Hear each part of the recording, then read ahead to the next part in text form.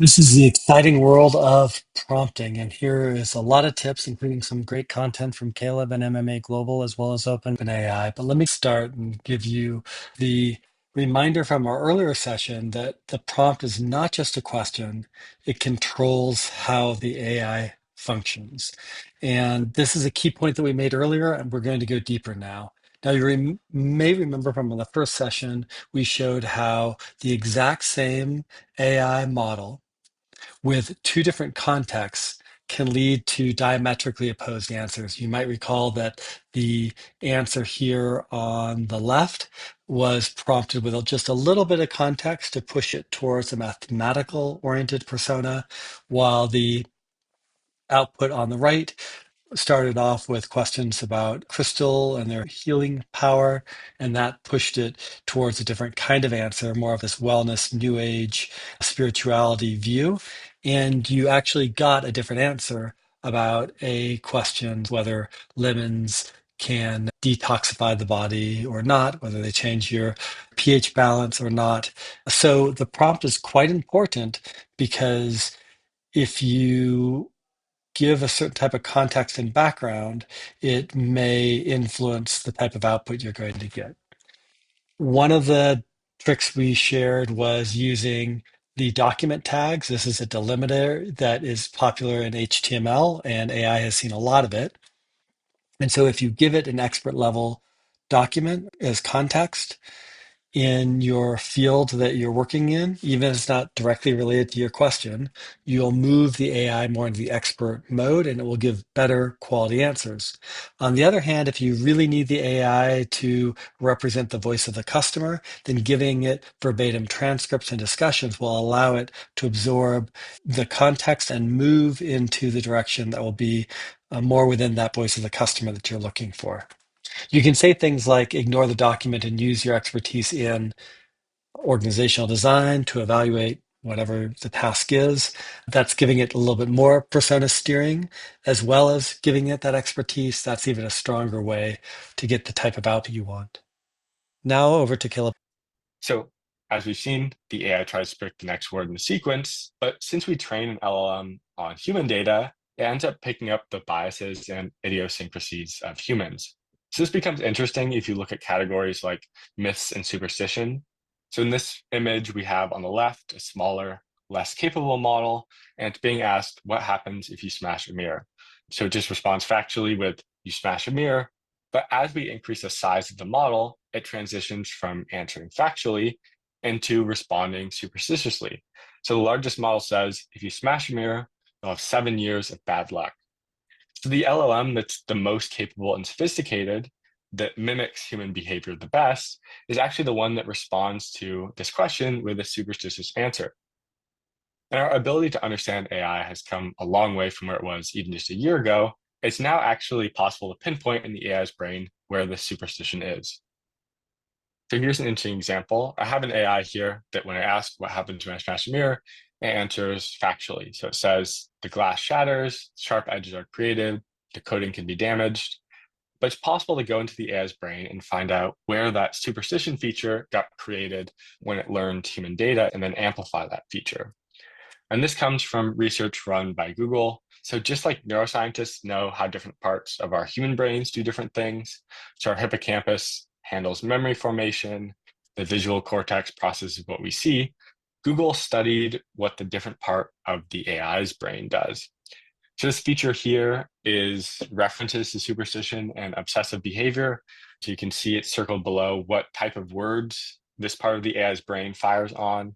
So it fires on words like superstition, obsessive compulsive disorder. It also fires on the number 13, probably because of superstitions around Friday the 13th. And so once you identify this feature, you can turn it up in the AI's brain. The interesting result here is that if you turn up the superstition feature on the AI actually invents its own new superstition about smashing a mirror. So now I ask this AI exactly the same question.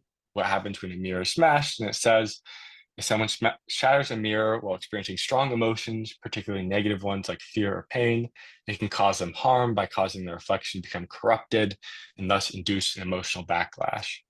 So you can see the AI, when we turned up that superstition feature, completely changed its responses. So superstition isn't the only feature in the AI's brain. There's all sorts of features. There's features for excitement, for expertise in mathematics, for knowledge of the Golden Gate Bridge, for spotting errors in code. There's hundreds of thousands of features that cover almost everything you can imagine. We're going to do another exercise here and see in action what it looks like and how you can use prompts to more strongly activate the AI's expertise feature in its brain. So I'll start by creating a new conversation in ChatGPT and then ask the AI to analyze the most important trends in marketing or whatever industry you want to choose. And then each time we add something to the prompt, try it in a new conversation, maybe in temporary chat, and see how adding these different extra sentences onto your original prompt modifies the response that you're getting. Here is your first pause point where we want you to do an exercise where you will ask the AI to analyze the most important trends in your industry, and you can fill in whatever your industry is. Now, this is a very generic prompt, and it will likely give you a fairly generic answer. After you do that, act as an expert, and then add to it, focus specifically on insights that executive might miss, and bring that context in from your company. So those three levels are what you're going to try in this exercise. And then after you press pause, we'll come back with the next layer of prompt engineering. I'll share my results for when I run this exercise. So the baseline prompt gave me something pretty generic about what the trends are in marketing. So it says AI-driven marketing, talks about how AI can enhance audience segmentation, automate customer interaction, or generate personalized emails. It also talks about privacy-first marketing and a shift towards first-party data. Okay, so then when I ask the AI to become an expert, these trends become much more nuanced. So now it actually mentions zero-party data. It gives this interesting point saying many marketers over-index on AI to infer preferences from historical behavior, but neglect the nuances of real-time behavioral contextualization. For example, a consumer intent in a Monday morning commute versus a Saturday evening downtime can differ drastically, even if the historical data indicates a preference for similar products. So that's like an interesting point, like much less generic than what we were getting from that first answer, where I just asked the question without saying act as an expert. And then in the last example, I added Rex's LinkedIn into the context and asked exactly the same question again about trends in marketing. And now the answer is even more nuanced and targeted towards Rex's expertise. So for instance, it talks about traditional last click or media mix models fail to capture the complexity of omni-channel journeys. AI-based models, which use Bayesian inference or deep learning, can uncover latent variables influencing purchasing decisions. So the answer here, actually for some people, potentially gets too complex. So not everyone's familiar with latent spaces or Bayesian inference. And so that's where bringing in your own data becomes important. So the answer, we went from something very generic to something expert level, which was more nuanced and insightful, to now something that's tuned for specific expertise. This is now talking about omnichannel journeys and last click, things that like Rex focuses on. So it's become personalized to his level of knowledge. And so the AI sort of become smarter and picked up the type of intelligence that the content provided. Okay, so let's start building a working model for how we should be thinking about AI. So in the early example, we saw the AI responding superstitiously. But if you've asked AI many questions, you'll see that the AI doesn't tend to respond superstitiously. So it tends to respond in a way that's pretty factual. So what makes the brain of the AI much different than humans is that we humans have some kind of central identity. So our ideas are resolved and integrated. It's very hard to be both superstitious and very science oriented for a person. Those things usually contradict each other, so it's difficult to believe them both at once. For the AI, all these contradictory things coexist at the same time, but only particular pieces get activated in different contexts. The way the AI computes its response is it takes each of these different pieces in its brain and it weights them at different levels of strength. The way I got the AI to be superstitious was I increased the weight of this sort of default area where it focuses on scientific belief into a much greater weighting on that superstition. And so the answers became more superstitious. That explains why the AI gave us such different answers in that previous exercise.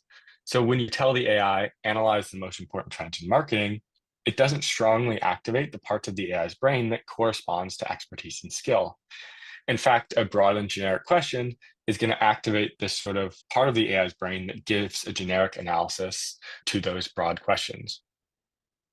So that explains why when we tell the AI it's an expert and ask for an expert insider view of marketing, the AI more strongly activates the expertise and expert marketer parts of the brain. So the features that activate the AI give it this more expert level perspective, knowledge, and those expert skills. Okay, so before I pass it on to Rex, here's a quick review of what we've done today. We've seen that the AI is built from a bunch of these learned skills and features. They aren't programmed in. The AI learns all these features just by getting good at predicting the next word. We've also seen that the AI lacks any core beliefs or static personality. So there's no single AI self in the consistent way that we have a human self. And it's much more of a dynamic system. And what you get from the AI depends heavily on the context you've given to the AI. And this really brings up the crucial point for today, which is that your prompting and the way you communicate with the AI fundamentally shapes who the AI is and who the AI is in that moment that you're talking with it. So it dictates which of those internal features get activated. It dictates which knowledge surfaces, what skills it has, what persona it adopts. I'll pass it on to Rex to talk a bit about prompting. Part of what you're doing when you're giving it a prompt or giving it context is you're adjusting which of those underlying features are firing more strongly. You could see that when we were using words like superstition that cause superstition to fire more, that shifts the AI into that mode where it's going to be more responsive. If we had continued to ask questions after that superstition thing was firing, we would have gotten more answers that leaned towards superstition. If you give it a scientific paper, you're in essence making the scientific belief part larger, and you're going to get content that's more on the scientific angle, such as what happened when we asked about the mathematics of partial differential equations, and we saw how the lemon water answer was different than if we asked about crystal frequencies. We tried the experience with marketing expertise, and you could see how the more information you gave about personal background on LinkedIn or told it was a marketing expert, how that changed the quality of the answer. The way that you control those weights is indirectly with your prompt itself. The prompt itself and the context you give it steers the model towards different kinds of output. So, what does this mean? The practical ways that you can control it is to understand that AI learns its skills and features and is influenced by how you prompt it and the persona that you give it. AI itself lacks core beliefs and a stacked personality. And so your ability to move the AI around into the domain space where it will have the best chance of giving you the highest quality answer is critically important to shaping the quality of the output that you'll get. The simplest prompt that you might think about in GPTs that you're building might be one like this, where I gave it a reference material and I told it to answer questions by referring to the reference PDF document only for all knowledge, cite the sections in the page and quote verbatim from the handbook. If you cannot find the answer to the question, answer, I'm sorry, I can't find the answer to that question in the handbook. Now, what this does is it narrows the AI to just use the reference material and nothing else. This is great for eliminating or at least limiting hallucinations. And it is something that we refer to as RAG for retrieval augmented generation because the generation is retrieved based upon the content that you're providing. So you can do this very easily in building custom GPTs.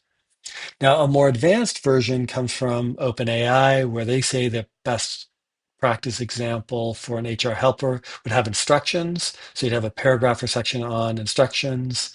You would tell the model what to do, answer queries, guidance on procedures, policy clarification, resource direction, and then guidelines. And here again, you'll see that limitation of knowledge. If a query falls outside of your accessible knowledge base or requires human judgment, direct the user to contact the HR department for further assistance. They also have other ones about compliance and privacy and accuracy. And so the key areas you would have in building a really strong prompt in a reusable GPT or project would be instructions, telling the AI what to do, and guidelines on what kind of output that you want and any limitations that you feel are off bounds. Now, a third example of what you can do with prompting to steer it is to use few shot learning. This is a GPT that I built that tells the AI how to analyze net promoter score surveys. And you can see we start off with you're an expert in net promoter score and explain a bit more about the NPS metric and how it's calculated to reinforce that knowledge. And then we ask it to summarize the data by first calculating the percentage of promoters, then the percentage of detractors, and then using those numbers to calculate NPS score. We tell it to think step by step about the comments associated with the promoters. We tell it to pay special attention to open-ended comments, and we tell it to chart the data. And then we go through and we give it an example of how to analyze the data.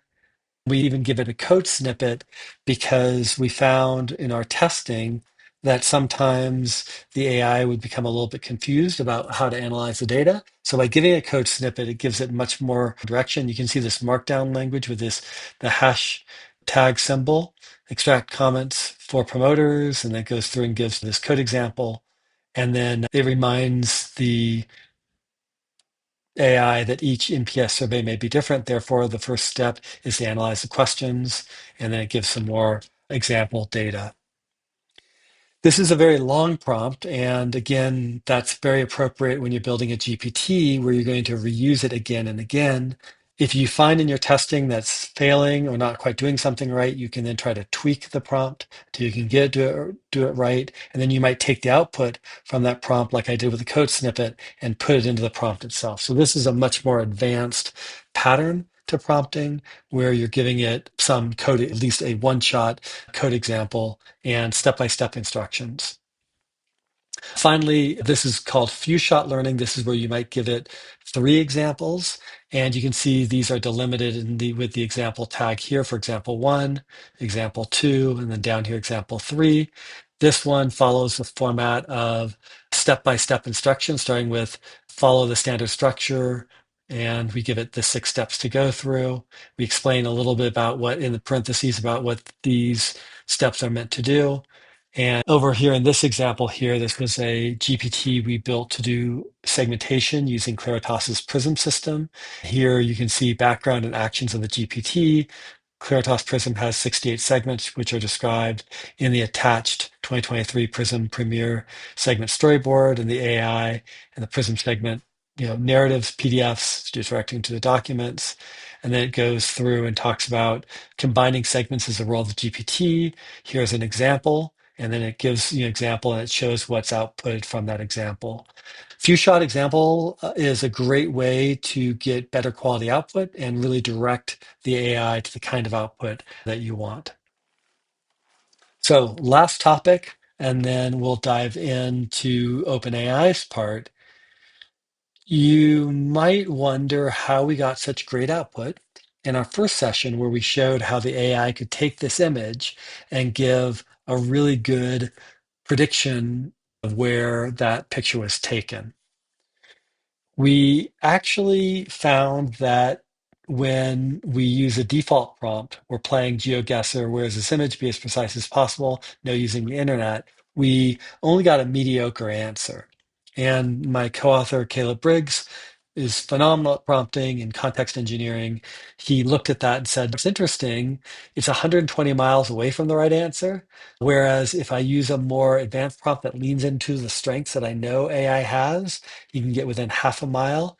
We created a rather elaborate prompt that says we're playing GeoGuessr, whereas this image, be as precise as possible, focus on a variety of details. The goal is to find the street address so I can score 5,000 points, pay attention to the trees, the sun, image context, car, sidewalks, house, any other data. But here's what's important. He says, don't pay attention to any specific details too closely. Consider everything at once to get the answer.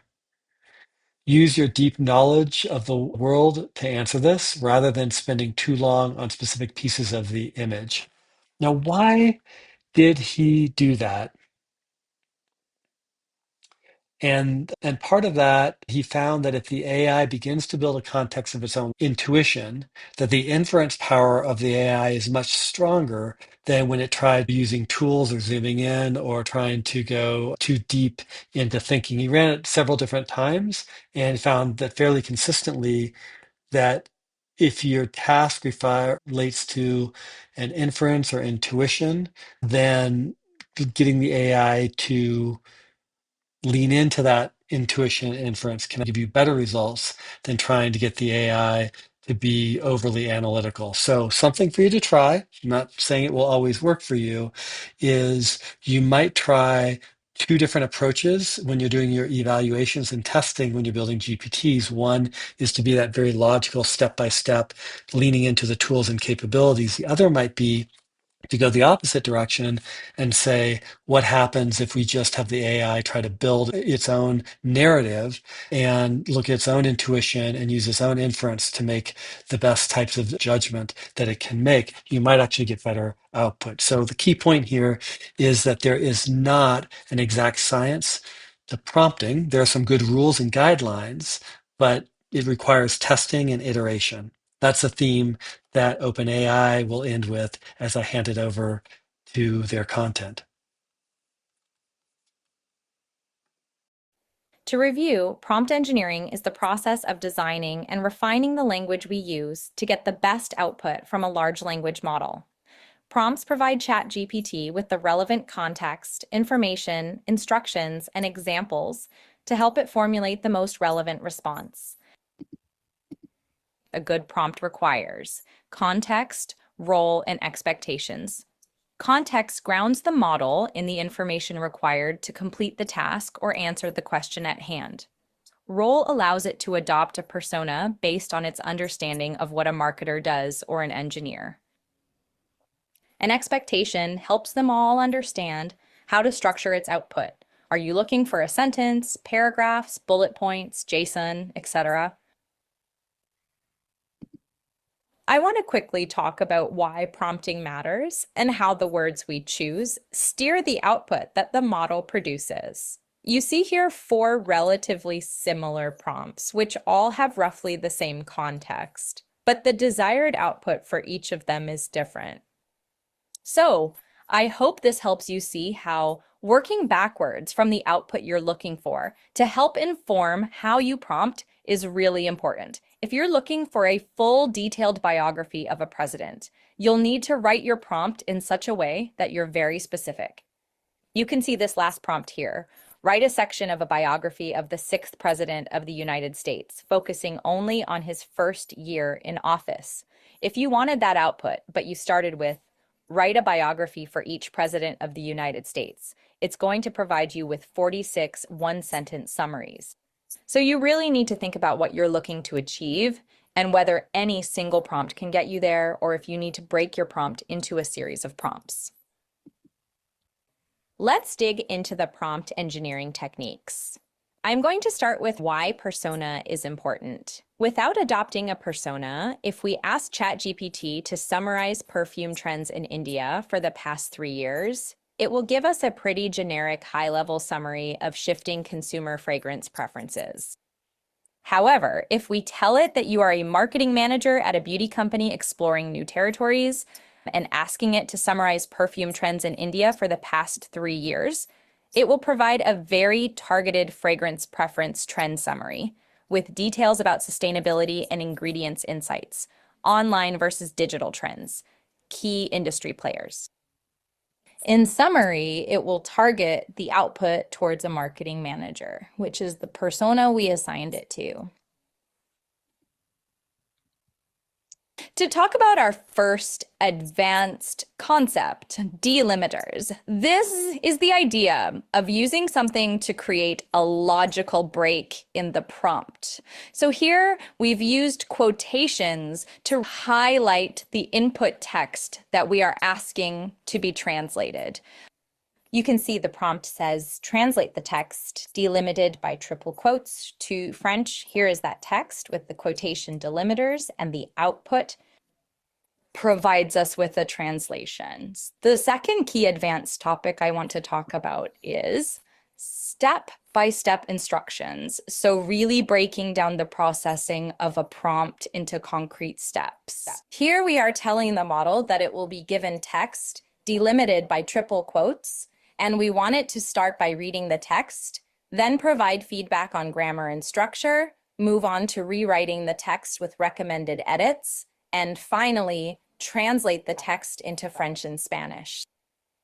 We have broken down what could have been a paragraph explanation of our prompt into very distinct steps that will help the model achieve that. Moving on to few-shot prompting. Few-shot prompting provides an example within your prompt for ChatGPT to emulate.